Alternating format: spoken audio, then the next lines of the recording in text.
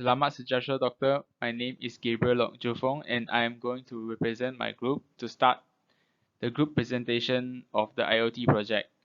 Firstly, our group consists of Lok Juta, Si Baoyong, and Gabriel Lok, which is me. So for the introduction, we have task 1 and task 2. For task 1, we design a circuit and write an appropriate Python code to control the dim of LED using the potential meter. And for task 2, we design a circuit and write appropriate source code using Python to establish a connection to Wi-Fi network, and then read the temperature and humidity of current environment using DHT11 or 22 and store the data read to the favorite IoT cloud. By setting up a decision on favorite IoT cloud, an SMS or message will be sent to a mobile number when the temperature exceeds 28 degrees Celsius or when relative humidity falls below 80%. Next, we will be going to the problem statement. For the problem statement of task 1, designing an ideal and complete circuit that involves the LED and the potential meter where the brightness of LED is controlled by a potential meter. And for the task 2, making a circuit that can read the current environment's temperature and humidity using DHT11 and share the data to a mobile device if the temperature exceeds 28 degrees Celsius or humidity falls below 80, with Favor IoT Cloud as an intermediary platform. Next, we'll be going to the objectives of our project. The first objective is do source code using Python. The second one is practice a good teamwork spirit and among the team members. The third one is design a good and complete circuit. And for the fourth one, get a further understanding about the functions of ESP32. And for the last one of our objective, which is to understand the function of each component used when building a circuit. Next, we will be going to the methodology of our project. For the task 1, this will be the flowchart for the task 1. Let's start. We will set up the circuit and then connect ESP32 to UPCraft on our laptop. After that, we will write the source code in UPCraft and then execute the code. If the source code is unsuccessful when running, we will reconnect the ESP32 to UPCraft again, write the source code again and check for corrections, and execute the code again. After being successful to run the code, it will display the potential meter value in UPCraft. And we can also change the resistance by adjusting the potential meter. After that, we will be able to observe the brightness of LED when changing the potential meter. And after that, it reaches the end. And this will be our circuit diagram for the task 1. For the red wire is 3V3 volt wire, which is connected to the third wire of the potential meter. And for the yellow wire, we connect it to the ESP32 of pin 34 for the middle wire of the potential meter. And as for the ground wire, we will be using the black wire, and we will connect them to the first wire of the potential meter and also the first wire of the LED. And as for pin 23, we will be connecting it to the second wire of the LED with a resistor. And next, this will be the source code for task 1. First, from machine, import pin, ADC, and PWM. And from time, import sleep. LED equals PWM pin 23, which is shown from the previous slide, and 5000 frequency. Potentiometer equals ADC, which is port equals to potentiometer, and ADC is analog to digital conversion. This will be used in pin 34. And for port width, we'll be using 10 bit, and for port attenuation, we'll be using 11 dB. While true, port value equals to port read. And for the next print port value, LED duty port value. For the print port value, it will print the frequency of the potential meter adjusted by the user. And for LED duty, it will show the dimness of the LED following the potential meter value. and for sleep 1 equals to sleep for 1 second, and this means every 1 second it will print the potentiometer value into the UPcraft device. Next, it will be the demonstration of our task 1. Okay, good morning, doctor. So for task 1, we are going to use potentiometer to control the brightness of the LED. So as you can see, the circuit is set up with a potentiometer here with since it has 3 pins, right? The rightest pin, the pin that connected with the black wire is the ground, and the pin at the middle, the white one, is for its output, and it's connected to pin 34 of the ESP32. And for the leftist, the red one is the VCC for voltage supply, and it's connected to the pin 3V3 at the ESP32. And for LED,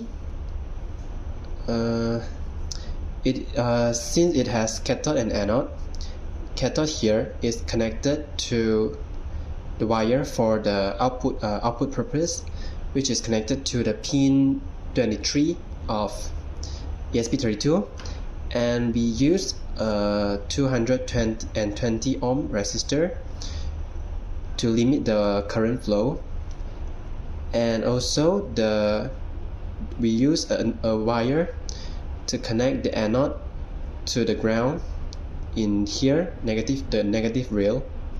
So this is basically how the circuit is set up, and now we are going to execute it. So now the initial value of the potentiometer is 0, so the LED will not light up.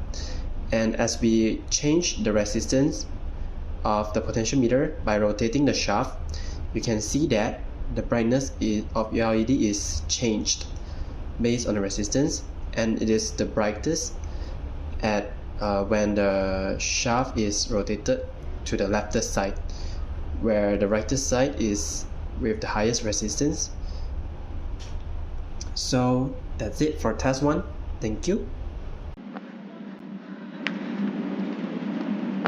Hi, my name is C, and now I'm going to walk through you about task 2.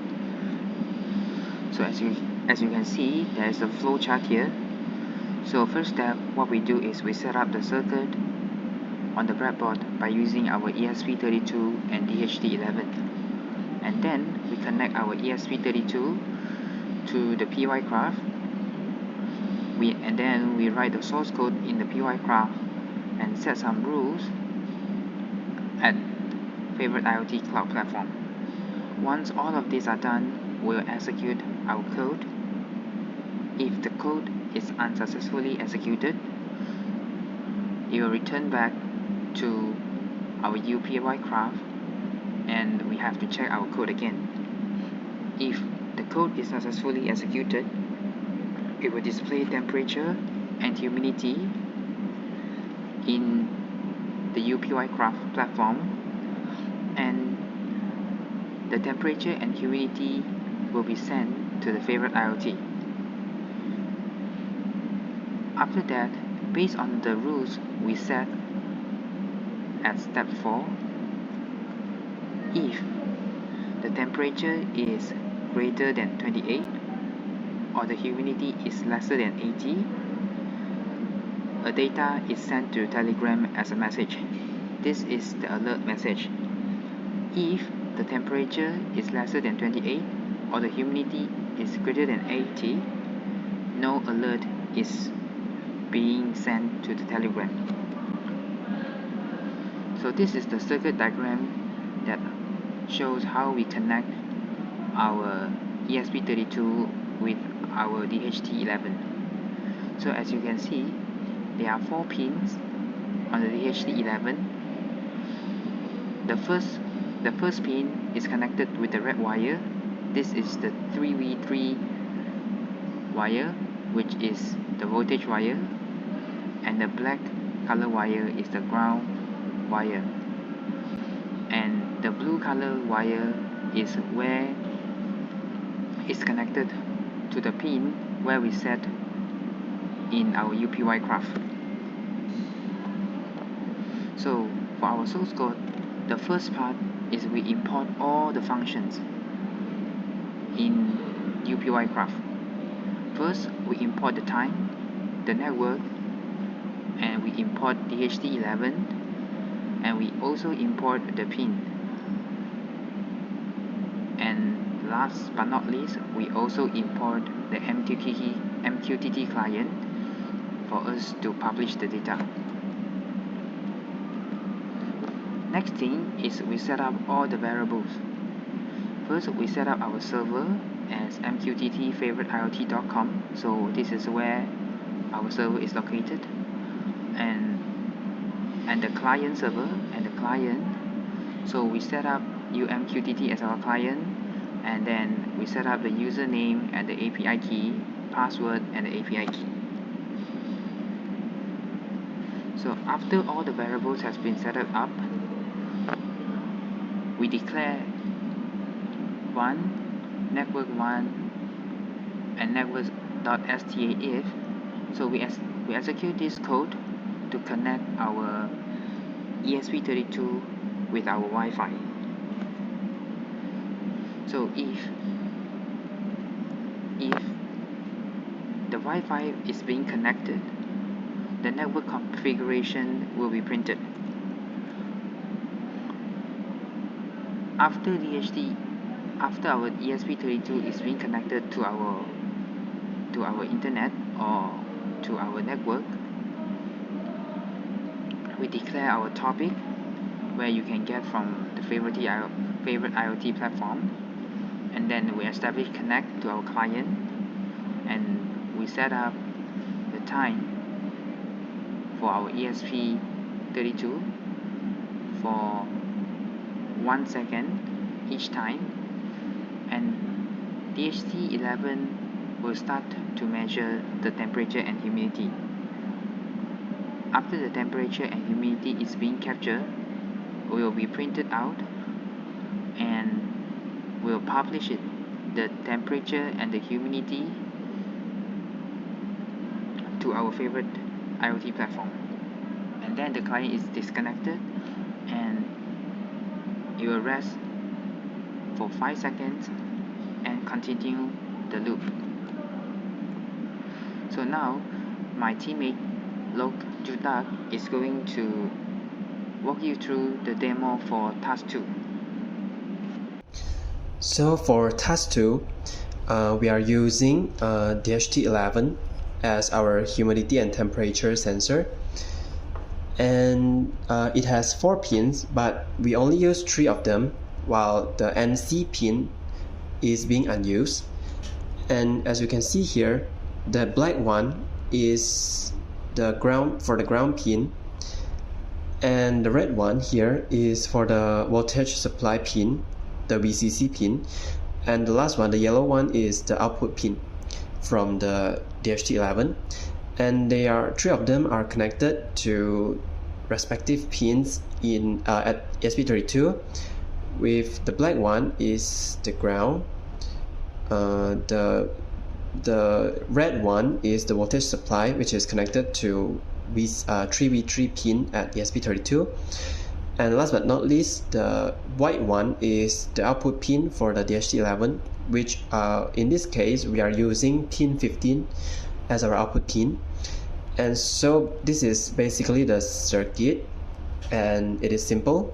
So now we are going to the main point where we will run the code, and the ESP32 will be connected to the Wi-Fi we are using, and it will publish the data to the favorite IoT.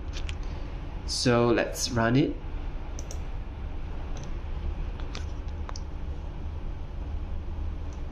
Okay, wait. Okay, so as you can see, the IP address for our network is shown there, and the value for the temperature and humidity is shown. And you can see that in the favorite IoT, the data streams, the data is shown here. And since we set the rules where if temperature exceeds 28 degrees or humidity falls below 80, it will send a message to our Telegram via the bot of the Telegram. So you can see here the data. It shows the temperature and the humidity, and the message that we write for it. So basically, this is for our task 2. Thank you. After we have shown the demonstration presented by my teammate LOKE, here it comes the result and the conclusion. So for this group project, for task 1 and task 2, we are successfully completed. For task 1, we are able to get the brightness of LED successfully controlled by the potentiometer. And for task 2, temperature and humidity values sent to the Telegram when the condition is met. As our conclusion, task 1 and task 2 are successfully completed, and team members completed their work perfectly.